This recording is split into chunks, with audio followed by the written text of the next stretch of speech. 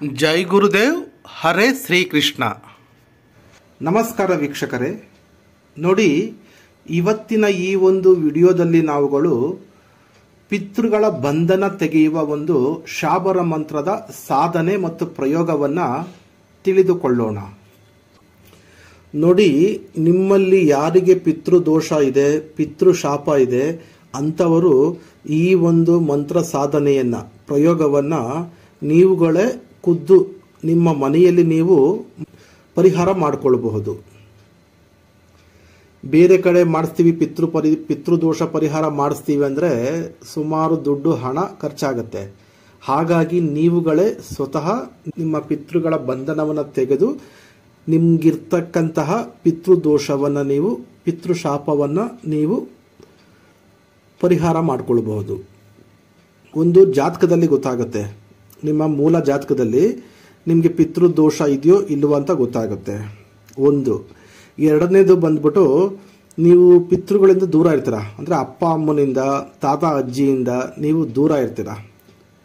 ಅವರ ಜೊತೆ ನೀವು ಜಾಸ್ತಿ ಹೊಂದಾಣಿಕೆಯಲ್ಲಿ ಇರೋದಿಲ್ಲ, ಅವ್ರ ಜೊತೆ ಜಾಸ್ತಿ ನೀವು ಲಾಲನೆ ಪಾಲನೆಯಲ್ಲಿ ನೀವು ಇರೋದಿಲ್ಲ. ಅಲ್ಲೇ ಗೊತ್ತಾಗುತ್ತೆ ನಿಮಗೆ ಪಿತೃದೋಷ ಇದೆ ಅಂತ ಅಂದ್ಬಿಟ್ಟು. ಆ ನಂತರ ನಿಮಗೆ ಪಿತೃದೋಷ ಇರ್ತಕ್ಕಂತಹ ಫ್ಯಾಮಿಲಿಗಳಲ್ಲಿ, ಮನೆಗಳಲ್ಲಿ ಅನಾರೋಗ್ಯ ಇರುತ್ತೆ. ಯಾರಿಗಾದರೂ ಒಬ್ಬರಿಗೆ ಏನಾದರೂ ಒಂದು ಕಾಯಿಲೆ ಇದ್ದೇ ಇರುತ್ತೆ. ಹಾಸ್ಪಿಟಲ್ಗೆ ಹೋಗ್ತಾರೆ, ದುಡ್ಡು ಖರ್ಚು ಮಾಡ್ತಾರೆ, ಟ್ರೀಟ್ಮೆಂಟ್ ತಗೊಂಡು ಬರ್ತಾರೆ, ಆದರೂ ಮತ್ತೆ ಅನಾರೋಗ್ಯ ಆಗೇ ಇರುತ್ತೆ. ದೀರ್ಘಕಾಲವಾದ ಅನಾರೋಗ್ಯಗಳು ಇತ್ತು ಅಂದರೆ ಆ ಮನೆಯಲ್ಲಿ ಪಿತೃಶಾಪ ಅಥವಾ ಪಿತೃದೋಷ ಇದೆ ಅಂತ ಅರ್ಥ. ನೆಕ್ಸ್ಟು, ಮನೆಯಲ್ಲಿ ಯಾವಾಗಲೂ ಜಗಳಗಳಾಗ್ತಾ ಇರ್ತದೆ. ಸಣ್ಣ ಪುಟ್ಟ ವಿಷಯಗಳಿಗೆಲ್ಲ ದೊಡ್ಡ ದೊಡ್ಡ ಜಗಳಗಳೇ ಆಗ್ತಾ ಇರ್ತದೆ. ಆ ನಂತರ ಆ ಮನೆ ಪಿತೃದೋಷ ಇರ್ತಕ್ಕಂತಹ ಫ್ಯಾಮಿಲಿಯಲ್ಲಿ, ಮನೆಯಲ್ಲಿ ಗಂಡು ಮಕ್ಕಳಿಗೆ ಶಕ್ತಿ ಇರೋದಿಲ್ಲ, ಬಲ ಇರೋದಿಲ್ಲ. ಅಂದರೆ ಅವ್ರಿಗೆ ಯಾವುದೇ ರೀತಿ ಉದ್ಯೋಗ ಇರೋದಿಲ್ಲ, ಬಿಸ್ನೆಸ್ ಇರೋದಿಲ್ಲ, ಹಣಕಾಸು ಆದಾಯ ಇರೋದಿಲ್ಲ. ಅವರು ಬರೀ ಸಾಲ ಸಾಲ ಸಾಲ, ಏನೇ ಬಿಸ್ನೆಸ್ ಮಾಡಲಿ, ಏನೇ ಕೆಲಸ ಮಾಡಲಿ ಲಾಸ್ ಆಗಿಬಿಡ್ತಾರೆ. ಲಾಸ್ ಆಗಿ ಸಾಲಗಾರರಾಗಿ ಸಾಲಕ್ಕೆ ಸಿಕ್ಕಾಕೊಂಡ್ಬಿಡ್ತಾರೆ. ಇದು ಪಿತೃಶಾಪದಿಂದ ಆಗ್ತಕ್ಕಂಥ ಒಂದು ಸೂಚನೆಗಳು. ಇನ್ನು ಕೆಲವು ಮನೆಗಳಲ್ಲಿ ಗಂಡು ಮಕ್ಕಳು ಸಂತಾನ ಇರೋದಿಲ್ಲ, ಬರೀ ಹೆಣ್ಮಕ್ಳೇ ಹುಟ್ಟುತ್ತಾ ಇರ್ತಾರೆ. ಒಂದು ವೇಳೆ ಗಂಡು ಮಕ್ಕಳು ಹುಟ್ಟಿದ್ರೂ ಅಂಗವಿಕಲರಾಗಿ ಹುಟ್ಟುತ್ತಾರೆ. ಯಾವುದೇ ರೀತಿಯ ಅವರಿಗೆ ಒಂದು ಶಕ್ತಿ ಇರೋದಿಲ್ಲ. ಏನಾದರೂ ಒಂದು ದೇಹದಲ್ಲಿ ಸಮಸ್ಯೆ ಇರುತ್ತೆ, ಅಂತಹ ಗಂಡು ಮಕ್ಕಳು ಹುಟ್ಟುತ್ತಾರೆ. ಇನ್ನು ಕೆಲವು ಮನೆಗಳಲ್ಲಿ ಮಕ್ಕಳು ಹುಟ್ಟಿದ್ರೆ ಅವು ಹೇಳಿದ ಮಾತು ಕೇಳೋದಿಲ್ಲ, ಫುಲ್ಲು ಡೆಡ್ ಆಪೋಸಿಟ್ ಆಗಿರ್ತಾರೆ. ನಿಮಗೆ ತಂದೆ ತಾಯಿಗೆ ಡೆಡ್ ಆಪೋಸಿಟ್ ಆಗಿರ್ತಾರೆ. ಅಂತಹ ಅಹಂಕಾರಿ ಮಕ್ಕಳು ಹುಟ್ಟುತ್ತಾರೆ. ಅವರು ಲೋಕಕಂಟಕರಾಗಿ ಬೇರೆ ಬೇರೆ ರೀತಿಯಲ್ಲ ಸಮಸ್ಯೆನ ಆಪೋಸಿಟ್ ಆಗಿ ಹುಟ್ಟಿರ್ತಕ್ಕಂತಹ ಮಕ್ಕಳು ಮುಂದೆ ದೊಡ್ಡವರಾದ ಮೇಲೆ ಆ ಇಡೀ ವಂಶಕ್ಕೆ ಅವಮಾನ ಆಗೋ ಥರ ಕೆಲಸ ಕಾರ್ಯಗಳನ್ನು ಮಾಡ್ತಾರೆ. ಆ ಇಡೀ ವಂಶ, ಫ್ಯಾಮಿಲಿ, ಆ ಮನೆತನ ತಲೆ ತಗ್ಗಿಸ್ಬೇಕು, ಆ ರೀತಿಯ ಕೆಲಸ ಕಾರ್ಯಗಳನ್ನು ಮಾಡ್ತಾ ಹೋಗ್ತಾರೆ. ಇದು ಪಿತೃಶಾಪದಿಂದ ಬರ್ತಕ್ಕಂತಹ ಸಮಸ್ಯೆಗಳು. ಇನ್ನು ಕೆಲವು ಕಡೆ ಪಿತೃದೋಷ ಪಿತೃಶಾಪ ಇತ್ತು ಅಂದರೆ ಅವರ ಆಸ್ತಿ, ಅವರ ಹಣ ಮತ್ತು ಅವ್ರಿಗಿರ್ತಕ್ಕಂಥ ಬೇರೆ ಸೌಲಭ್ಯಗಳನ್ನೆಲ್ಲ ಬೇರೆಯವರು ಯಾರೋ ಬಂದು ಮೋಸ ಮಾಡಿ ಅನುಭವಿಸ್ತಾ ಇರ್ತಾರೆ. ಇವ್ರಿಗೆ ಅದನ್ನು ಅನುಭವಿಸೋ ಯೋಗ ಇರೋದಿಲ್ಲ. ಇವ್ರದೇ ಆಸ್ತಿ, ಇವ್ರದೇ ಹಣ, ಇವ್ರದೇ ಒಂದು ಅನುಕೂಲತೆಗಳು, ಅದನ್ನು ಬೇರೆ ಯಾರೋ ಅನುಭವಿಸ್ತಾ ಇರ್ತಾರೆ. ಅದನ್ನು ನೋಡಿಕೊಂಡು ಇವರು ಹೊಟ್ಟೆವ್ರಿ ಪಡ್ಕೊಂಡು ತುಂಬ ನೋವಲ್ಲಿರ್ತಾರೆ, ದುಃಖದಲ್ಲಿರ್ತಾರೆ. ಅಂಥವ್ರಿಗೂ ಸಹ ಪಿತೃದೋಷ ಇದೆ ಅಂತ ಅರ್ಥ. ಆಮೇಲೆ ಕೆಲವು ಮನೆಗಳಲ್ಲಿ ಸುಮ್ಮನೆ ಆಕ್ಸಿಡೆಂಟ್ಗಳಾಗ್ತಾ ಇರೋದು, ಅಪಮೃತ್ಯು ಆಗೋದು, ಸೂಸೈಡ್, ನೇಣಾಕೊಂಡು ಸಾಯೋದು, ಅರ್ಧ ವಯಸ್ಸಲ್ಲೇ ಸತ್ತೋಗೋದು, ಈ ಥರ ಸುಮಾರು ಸಮಸ್ಯೆಗಳಿರ್ತದೆ. ಅಪಮೃತ್ಯು, ಗಂಡಾಂತರ ಯೋಗ ಅಂತ ಹೇಳ್ತಾರೆ. ಈ ಥರ ಸಮಸ್ಯೆ ಇದ್ದರೆ ಅಂಥವರಿಗೆ ಸಹ, ಅಂತಹ ಮನೆಯಲ್ಲೂ ಸಹ ಪಿತೃದೋಷ ಪಿತೃಶಾಪ ಇದೆ ಅಂತ ಅರ್ಥ. ನೋಡಿ, ಪಿತೃದೋಷ ಇದ್ದರೆ ಈಸಿಯಾಗಿ ಪರಿಹಾರ ಮಾಡ್ಕೊಳ್ಬೋದು. ಆದರೆ ಪಿತೃಶಾಪ ಇದ್ದರೆ ತುಂಬ ಕಷ್ಟ ಇರುತ್ತೆ ಪಿತೃಶಾಪ ಪರಿಹಾರ ಮಾಡ್ಕೊಳ್ಬೇಕಂದ್ರೆ. ಕೆಲವರು ಹೇಳ್ತಾರೆ, ನಾವು ಪಿತೃಗಳಿಗೆ ಶಾಂತಿ ಮಾಡಿಸ್ರಿ, ತರ್ಪಣ ಮಾಡಿಸ್ರಿ, ಪಿಂಡ ಪ್ರದಾನ ಮಾಡಿದ್ರಿ, ಅವರಿಗೆ ನಾರಾಯಣ ಬಲಿ ಪೂಜೆ ಮಾಡಿಸ್ರಿ, ಅವ್ರ ಹೆಸರಲ್ಲಿ ನಾವು 100 ಜನಕ್ಕೆ ಊಟ ಹಾಕಿಸ್ರಿ, ಅನ್ನದಾನ ಮಾಡಿದ್ರಿ, ಈ ರೀತಿ ಎಲ್ಲ ಹೇಳ್ತಾರೆ. ಆದರೂ ಅವ್ರಿಗಿರ್ತಕ್ಕಂತಹ ಪಿತೃದೋಷ ಹೋಗಿರಲ್ಲ. ಕಾರಣ ಬಂದ್ಬಿಟ್ಟು ನಾನು ಸರಿಯಾಗಿ ಹೇಳ್ತಾ ಇದ್ದೀನಿ, ಅರ್ಥ ಮಾಡ್ಕೊಳ್ಳಿ. ಏನಕ್ಕೆ ಅಂದರೆ ನಿಮ್ಮ ಪಿತೃಗಳನ್ನು ಯಾರಾದರೂ ತಾಂತ್ರಿಕರು, ಮಾಂತ್ರಿಕರು ಮಾಟ ಮಂತ್ರ ಮಾಡಿ, ವಾಮಾಚಾರ ಮಾಡಿ, ಅಥವಾ ಪ್ರೇತಾತ್ಮಗಳನ್ನು ಚೂ ಬಿಟ್ಟು ಅವ್ರನ್ನ ಬಂಧನಗೊಳಿಸಿದರೆ, ಆ ಪಿತೃಗಳನ್ನು ಬಂಧನ ಮಾಡಿದರೆ, ಕಟ್ಟಾಕಿದರೆ, ಅಂತಹ ಸಮಯದಲ್ಲಿ ನಿಮಗೆ ಪಿತೃದೋಷ, ಪಿತೃಶಾಪ ಹೋಗೋದಿಲ್ಲ. ನೀವೇನೇ ಪರಿಹಾರ ಮಾಡಿಕೊಂಡ್ರೂ ಹೋಗೋದಿಲ್ಲ. ಯಾಕೆ ಅಂದರೆ ಅದಕ್ಕೂ ಮುಂಚೆ ನೋಡಿ ಯಾವ ರೀತಿ ಬಂಧನವಾಗುತ್ತೆ ಅನ್ನೋದ್ರ ಬಗ್ಗೆ ನಾನು ಸ್ವಲ್ಪ ನಿಮಗೆ ವಿವರಣೆಯಾಗಿ ಹೇಳ್ತೀನಿ, ತಿಳ್ಕೊಳ್ಳಿ. ಕೆಲವರಿಗೆ ಮಾಟ ಮಂತ್ರ ಮಾಡಿಸಿ ಅವ್ರನ್ನ ಸಾಯಿಸಿರ್ತಾರೆ. ಮಾಟ ಮಂತ್ರ ಪ್ರಯೋಗ, ವಾಮಾಚಾರ ಪ್ರಯೋಗಗಳನ್ನು ಮಾಡಿಸಿ ಕೆಲವರನ್ನ ಸಾಯಿಸಿರ್ತಾರೆ. ಅಂಥವ್ರಿಗೆ ಈ ಬಂಧನ ಇರುತ್ತೆ, ಒಂದು ಕಟ್ಟಿರುತ್ತೆ, ಶೂನ್ಯ ಮಾಟ ಮಂತ್ರಗಳ ಕಟ್ಟಿರುತ್ತೆ. ಒಂದು. ಎರಡನೇದು, ಅವ್ನಿಗೇನೇ ಮಾಡಿದ್ರು, ಅವನು ಈಗ ಒಬ್ಬರು ಒಂದು ಫ್ಯಾಮಿಲಿ ಇನ್ನೊಂದು ಫ್ಯಾಮಿಲಿಗೆ ಮಾಡಿಸ್ತರು ಅಂದ್ಕೊಳ್ಳಿ, ಮಾಡಿಸ್ತವಾಗ ಅವನಿಗೆ ನಾಟೋದಿಲ್ಲ, ಮಾಟ ಮಂತ್ರ ಶೂನ್ಯಗಳು ಯಾವುದೂ ನಾಟೋದಿಲ್ಲ. ಯಾಕಂದರೆ ಅವನು ಸ್ಟ್ರಾಂಗ್ ಇರ್ತಾನೆ.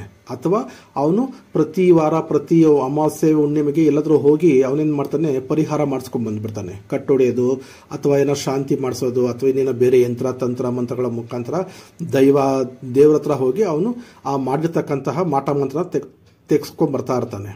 ಹಾಗಾಗಿ ಆ ಫ್ಯಾಮಿಲಿಗೆ ಅವನಿಗೇನು ನಾಟೋದಿಲ್ಲ. ಇವರೇನು ಮಾಡ್ತಾರೆ, ಅವನ ಅದೆಷ್ಟು ದ್ವೇಷ ಇರುತ್ತಂದರೆ ಅವನು ಸತ್ತ ನಂತರ ಅವನ ಆತ್ಮನ ಇಟ್ಕೊಳ್ತಾರೆ, ಆ ಆತ್ಮಕ್ಕೆ ಪ್ರಯೋಗ ಮಾಡ್ತಾರೆ, ಆ ಆತ್ಮವನ್ನು ಬಂಧನ ಮಾಡ್ತಾರೆ, ಆ ಆತ್ಮಕ್ಕೆ ವಾಮಾಚಾರ ಪ್ರಯೋಗ ಮಾಡ್ತಾರೆ.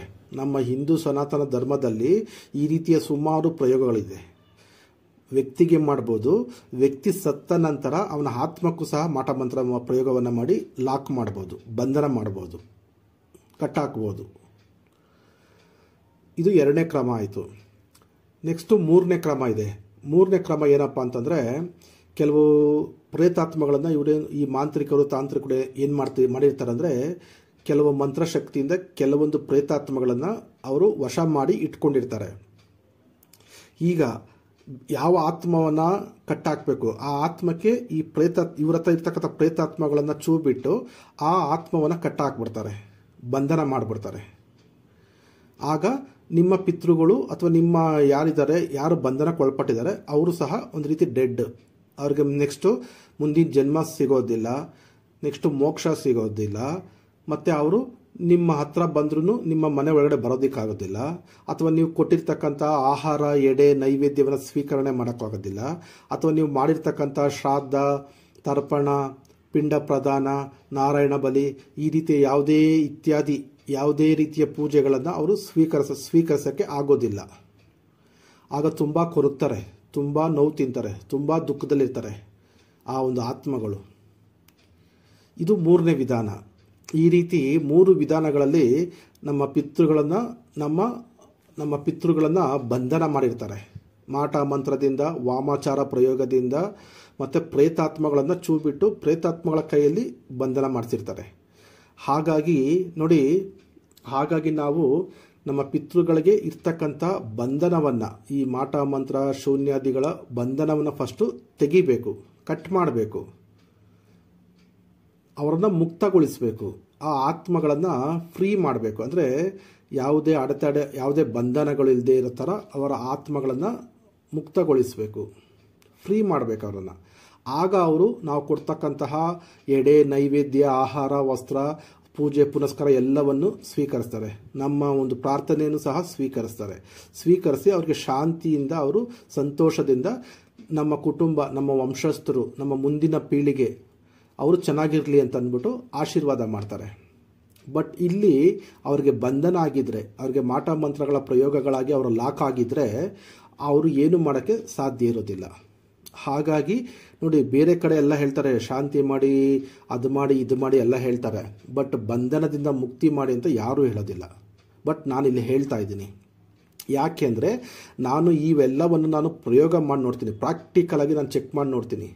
ಹಿಪ್ನೋಸಿಸ್ ಮುಖಾಂತರ ಎಷ್ಟೋ ಆತ್ಮಗಳನ್ನು ನಾನು ಕರೆಸಿ ಮಾತಾಡಿಸ್ತೀನಿ.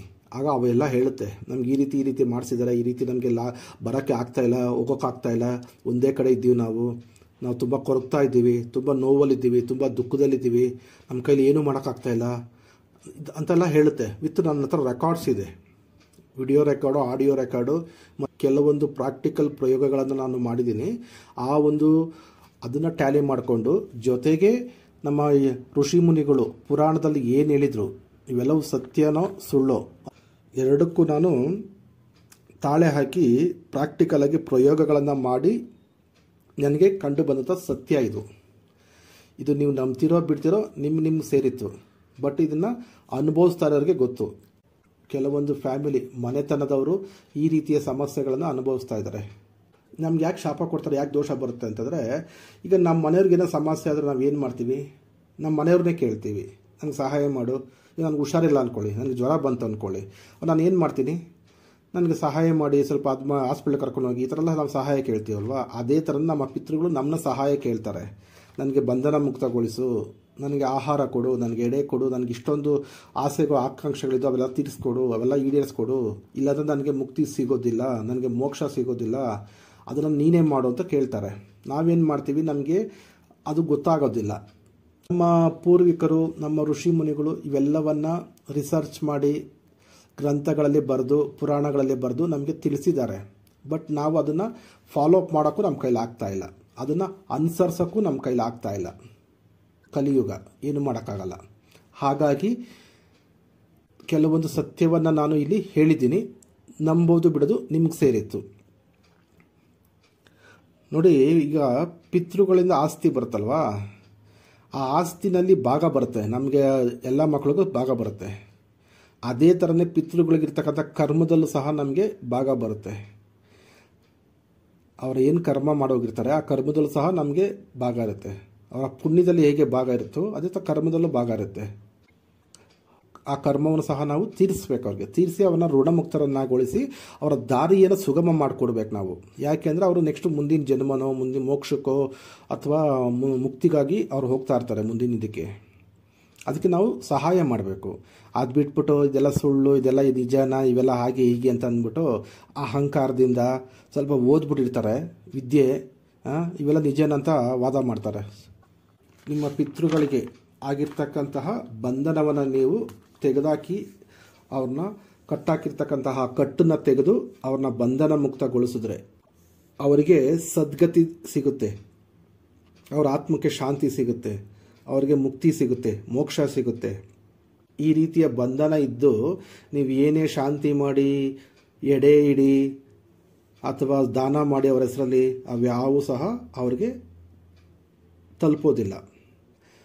ನೋಡಿ, ಈ ಒಂದು ಪ್ರಯೋಗವನ್ನು ನೀವು 11 ದಿನಗಳ ಕಾಲ ನೀವು ಮಾಡಬೇಕಾಗತ್ತೆ. ಇದಕ್ಕೆ ದಿಕ್ಕು ಬಂದ್ಬಿಟ್ಟು ದಕ್ಷಿಣ ದಿಕ್ಕು. ದಕ್ಷಿಣ ದಿಕ್ಕಕ್ಕೆ ನೀವು ಮುಖ ಮಾಡಿ ಕೂತ್ಕೊಳ್ಬೇಕು. ಆಮೇಲೆ ನೀವು ಬಿಳಿ ವಸ್ತ್ರವನ್ನು ನೀವು ಧಾರಣೆ ಮಾಡಬೇಕು, ಧರಿಸ್ಕೊಳ್ಬೇಕು. ಒಂದು ಮಂಟಪದ ಮೇಲೆ ಒಂದು ಬಿಳಿ ಬಟ್ಟೆಯನ್ನು ಹಾಕೊಳ್ಳಿ. ಆ ಬಿಳಿ ಬಟ್ಟೆ ಮೇಲೆ ನಿಮ್ಮ ಪಿತೃಗಳ ಫೋಟೋವನ್ನು ಇಡಿ. ಆಮೇಲೆ ನೀವು ಕುಳಿತುಕೊಳ್ತಕ್ಕಂಥ ಆಸನ ಅದ್ರ ಮೇಲೂ ಸಹ ಬಿಳಿ ಬಣ್ಣದ ಒಂದು ಬಟ್ಟೆಯನ್ನು ಹಾಕೊಳ್ಳಿ.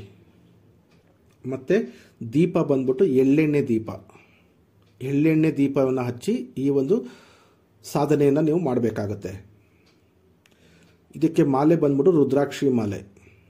ಆಮೇಲೆ ತರ್ಪಣ ಬಿಡೋದಕ್ಕೆ ಅಂದ್ಬಿಟ್ಟು ಒಂದು ಜಲಪಾತ್ರೆ ಬೇಕು, ಅಂದರೆ ಒಂದು ಚೊಂಬು ಬೇಕು, ನೀರು ತುಂಬಿಕೊಳ್ಳೋದಕ್ಕೆ ಒಂದು ಚೊಂಬು, 1 ಚಮಚ ಕಪ್ಪು ಎಳ್ಳು, ಆಮೇಲೆ 1 ಚಮಚ ಕಪ್ಪು ಎಳ್ಳು, ಸ್ವಲ್ಪ ಹಾಲು, ಹಸುವಿನ ಹಾಲು, ಸ್ವಲ್ಪ ಬಿಡಿ ಹೂವು, 1 ಚಮಚ, ಒಂದು ಪ್ಲೇಟ್ ನೀರನ್ನು ಬಿಡೋದಕ್ಕೆ, ಆಮೇಲೆ ದರ್ಬೆ. ಇಷ್ಟು ಬೇಕಾಗಿರ್ತಕ್ಕಂಥ ಸಾಮಗ್ರಿಗಳು.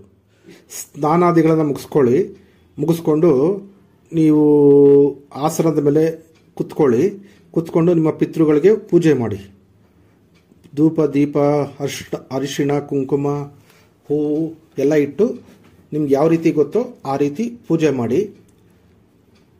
ಎಳ್ಳೆಣ್ಣೆಯಿಂದ ದೀಪ ಹಚ್ಕೊಂಡು ಜಪಮಾಲೆ ತಗೊಂಡು ಮೊದಲಿಗೆ ಜಪವನ್ನು ಸ್ಟಾರ್ಟ್ ಮಾಡಿ. ಪೂಜೆ ಎಲ್ಲ ಮುಗಿದ ನಂತರ ಜಪವನ್ನು ಮಾಡಬೇಕಾಗತ್ತೆ. ನೀವು ಫಸ್ಟು ನೀವು ಗಣಪತಿಯ ಮಂತ್ರವನ್ನು ಜಪ ಮಾಡಬೇಕು. ಓಂ ಗಂ ಗಣಪತಯೇ ನಮಃ, ಓಂ ಗಂ ಗಣಪತಯೇ ನಮಃ, ಓಂ ಗಂ ಗಣಪತಯೇ ನಮಃ. ಈ ಮಂತ್ರವನ್ನು ನೀವು 21 ಸಾರಿ ನೀವು ಹೇಳಬೇಕಾಗತ್ತೆ. ಇದಾದ ನಂತರ ನೀವು ಭೈರವ ಸ್ವಾಮಿಯ ಮಂತ್ರವನ್ನು ಹೇಳಬೇಕಾಗತ್ತೆ.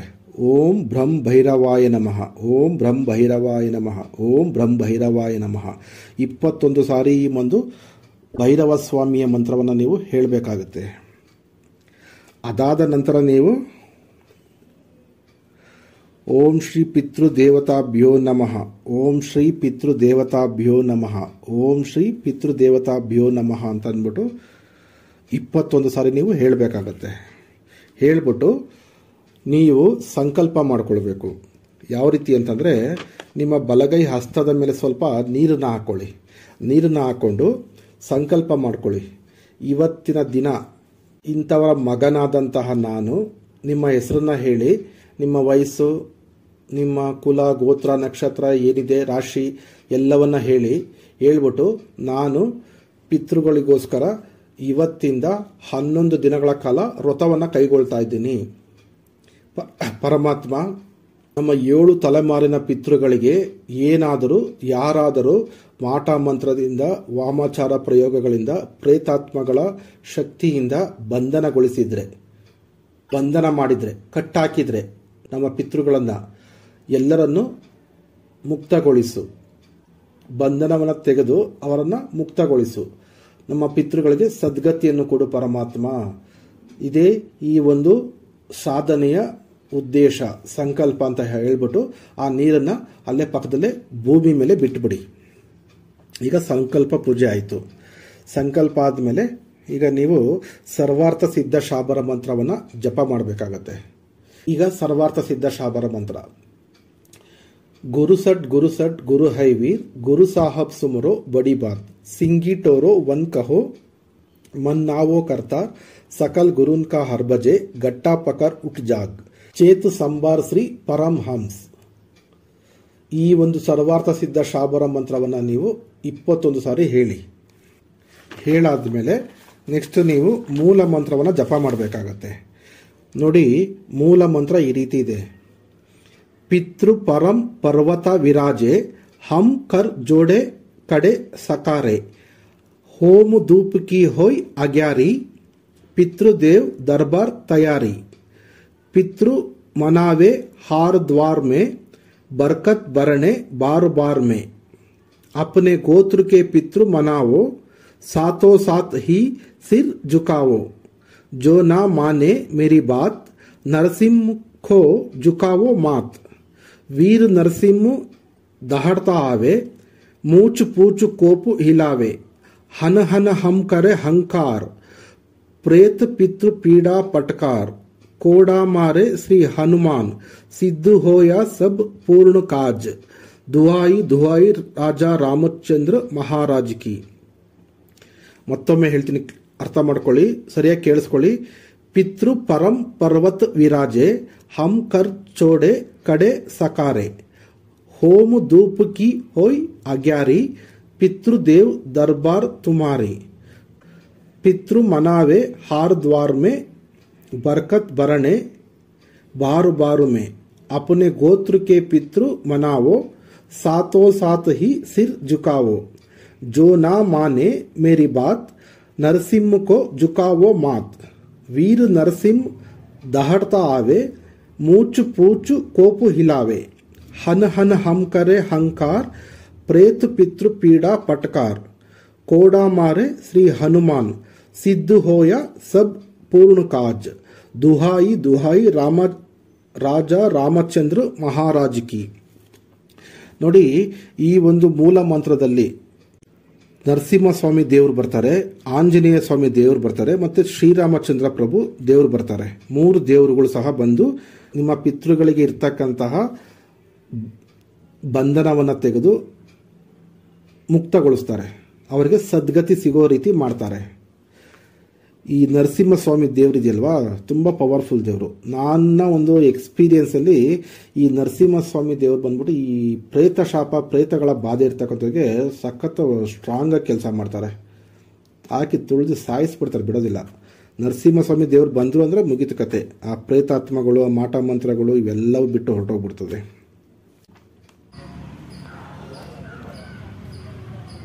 ನೋಡಿ, ಈಗ ನಿಮಗೆ ಪ್ರಯೋಗ ಮಾಡ್ತಕ್ಕಂತಹ ಒಂದು ಕ್ರಮವನ್ನು ನಾನು ತಿಳಿಸ್ತೀನಿ. ಈ ರೀತಿ ನೀವು ಪ್ರಯೋಗ ಮಾಡಬೇಕಾಗತ್ತೆ. ಏನೂ ಇಲ್ಲ, ಈಗ ನೀವು ಒಂದು ಸಾರಿ ಮೂಲ ಮಂತ್ರವನ್ನು ಜಪ ಮಾಡಬೇಕು. ಆ ನಂತರ ನೀವು ಬಲಗೈ ಹಸ್ತದ ಮುಖಾಂತರ ತರ್ಪಣವನ್ನು ಬಿಡಬೇಕು ಪ್ಲೇಟ್ ಮೇಲೆ. ತರ್ಪಣ ಬಿಡೋದು ಯಾವ ರೀತಿ ಅಂತ ನಾನು ಹೇಳ್ತೀನಿ ಕೇಳಿ.